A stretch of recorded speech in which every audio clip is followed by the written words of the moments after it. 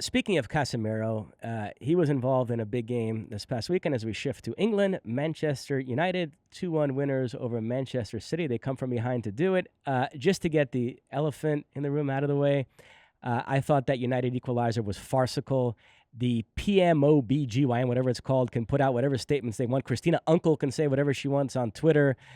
That was a shocking decision. Of course, Rashford is involved in that play. He ran right towards the ball. He lunged towards it. Of course, he affected the way the defenders and Ederson approached that play. And then Bruno Fernandes comes out of nowhere and scores it. We've all seen that play a million times be ruled offsides.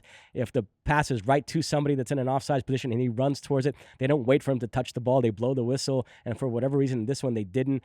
So, but this was also a wonderful illustration about how, while we live in the age of VAR and technology, there is still a subjective nature in the way the laws are interpreted and the way the laws are implied on the field by the human beings. Because I absolutely agree with what you're saying. And I think there are a lot of like-minded people out there that look at that and say that, the initial ball was clearly, and again, it's subjective, I guess, but to me, it's clearly to Rashford. Okay, that he doesn't touch it in the laws certainly checks some boxes there. But then when you go down to making an obvious action which clearly impacts on the ability of the opponent to play the ball, then you get into even a moment there where you could argue that he was looking to take the shot and even drops his shoulder at a certain point. So yeah, if that had stood as an offside, I don't think anybody would have complained, including the opposition. And that it didn't comes down to a subjective type of interpretation of this particular law that was made. And part of me is okay, because sometimes I think we forget in this day and age of technology and VAR that there are still subjective decisions. And within those subjective moments, we now have debate.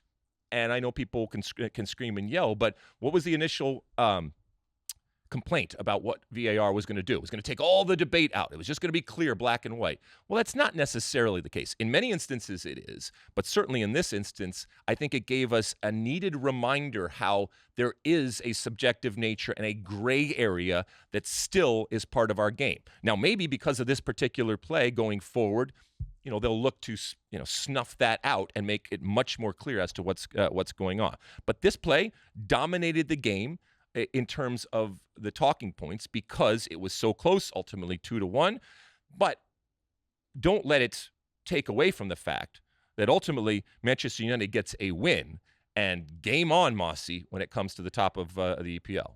To give them some credit, I thought they defended brilliantly. Erik ten Hag pushing all the right buttons. He starts Luke Shaw in the center of defense, and Shaw played very well. Haaland barely touched the ball. For all of City's possession throughout the game, which you'd expect them to have the ball, they created very little. De Gea had almost nothing to do. So United, like I said, I think is a little bit tainted because of the way that equalizer came about. But overall, I think it was a performance that still confirmed the progress that they've made. City in crisis, or?